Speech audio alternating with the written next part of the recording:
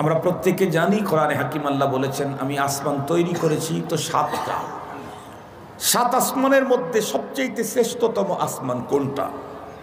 যে আসমানের উপরে আল্লাহ পাকের আরশ, সে হলো সকল আসমানের মধ্যে সবচেয়ে শ্রেষ্ঠতম আসমান।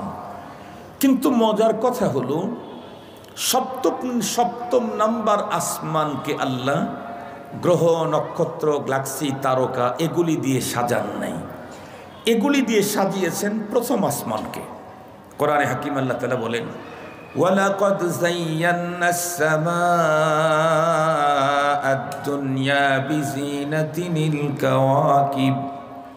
আল্লাহ বলেন সামাউদ দুনিয়া, এটাকে আমি সুন্দর করে সাজিয়েছি, ডেকোরেশন করেছি। তাহলে অবশ্যই এই আসমানের ডেকোরেশন মানুষের সৌজন্যে। একেবারে শর্টকাট কথা, সব কিছু তৈরি করলেন আল্লাহ পাক যাদের জন্যে, তাহলে সেই সৃষ্টিটা আল্লাহ পাকের কাছে কত দামি আল্লাহ নিজেই ঘোষণা দেন ওয়ালাকাদ কাররামনা বানি আদম। সকল সৃষ্টির মধ্যে আমি শ্রেষ্ঠত্ব দামি আদম সন্তানকেই বানাইলাম। শুধু কি মর্যাদার দিক থেকে দামি না, পৃথিবীতে অনেক সুন্দর রূপওয়ালা গুণওয়ালা আলোওয়ালা অনেক কিছু তৈরি করেছেন, কিন্তু রব্বে কারীম অতি সুন্দর হওয়ার ঘোষণা আদম আলাইহিস সালামের সন্তানদের বেলায় দিয়েছেন। আল্লাহ বলেন লাকাদ খালাকনাল ইনসানা ফি আহসানি তাকওয়িম। অতি সুন্দর করে আমি মানুষ তৈরি করেছি। এতগুলি আলোচনা দিয়া আমি কি বুঝাইতে চাইলাম? এ পৃথিবীতে রব্বে কারীমের যত সৃষ্টি আছে সকল সৃষ্টির মধ্যে সবচাইতে প্রিয়,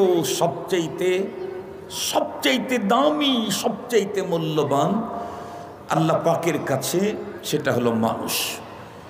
মানুষের কি পরিমাণে মূল্য পয়গম্বরের এক হাদিস থেকেই বোঝা যায়।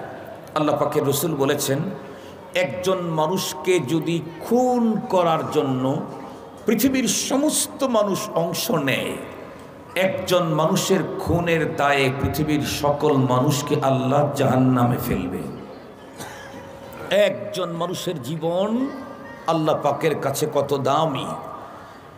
এই আসমান জমিন সব ডেকোরেশন করলেন মানুষের জন্য। সেই মানুষকে খুন করা এটা যে কত বড় অপরাধ। আল্লাহ পাকের কাছে সবচেয়ে দামি মানুষ, কিন্তু আজকের পৃথিবীতে তাকাইলেই দেখা যায় বর্তমান পৃথিবীতে সবচেয়ে মূল্যহীন জিনিসটাই হচ্ছে মানুষ। তামাম দুনিয়াতে মানুষ খুনের উৎসব চলতেছে, উৎসব। কে কত মানুষ খুন করতে পারে? তাকায় দেখেন ইউক্রেন, তাকায় দেখেন কাশ্মীর, তাকায় দেখেন গাজা, তাকায় দেখেন বিগত সময় একটু স্বস্তি হয়েছে সিরিয়া, তাকায় দেখেন এখনো মিশর, তাকায় দেখেন পৃথিবীর প্রান্তে প্রান্তে মানুষ খুনের মুসাবাকাত প্রতিযোগিতা চলছে। অত দূর কেন যেতে হবে? আমাদের বাংলাদেশ যেখানে 90+ মুসলমান, সেই দেশেও দিন যত করতেছে মানুষ খুন তত বেড়েই চলছে।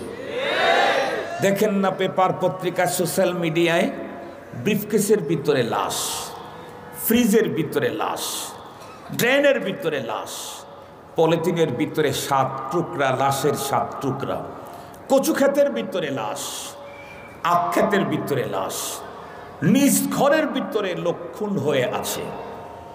একেবারে নর্মাল একটা বিষয় নিয়ে মানুষ খুন, 1 বিঘা জায়গা নিয়ে মানুষ খুন, স্বামী কর্তৃক স্ত্রী হত্যা, স্ত্রী কর্তৃক স্বামী হত্যা, ভাই ভাই খুন, ছেলে বাবাকে খুন, এমনকি একই দলের লোক তার নিজের দলের লোককে খুন। শুধু কি তাই, আরো চূড়ান্ত ভয়ঙ্কর জঘন্যতম অবস্থা, বলতে লজ্জা করে।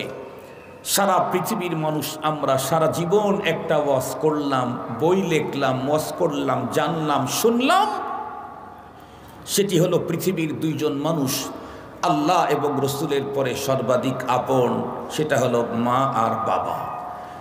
এ কারণেই তো আজকেও এই পৃথিবীতে আমার দেশে হাজার হাজার এমন মা আছে যেই মায়ের মাত্র একটা বাচ্চা জন্মের পরে তার স্বামী মারা গেছেন, উনি ওনার জীবন যৌবন টোটালটা শুধু সন্তানের কল্যাণেই ব্যয় করলেন, জীবনে আর বিয়ে পর্যন্ত করলেন না।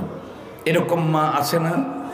কিন্তু এখন কি শুনতে পাই, মা তার যেই সন্তানকে বড় কষ্ট করে নিজের পেটে 9-10 মাস বহন করলেন, জীবন মরণের সন্ধিক্ষণে দাঁড়িয়ে যেই মা তার সন্তানটাকে প্রসব করলেন, যেই সন্তানকে নিজের বুকের দুধ পান করালেন, আজকে অনেক মাই পরকীয়ার কারণে সন্তান বলি হয়ে যাচ্ছে। কথা বলেন। তাহলে আপন দলের কাছে যদি স্বদলীয় লোকের নিরাপত্তা না থাকে, মায়ের কোলেও যদি সন্তানের জীবন নিরাপদ না থাকে, তাহলে এ পৃথিবীতে মানুষের জীবনের নিরাপত্তা কোথায়?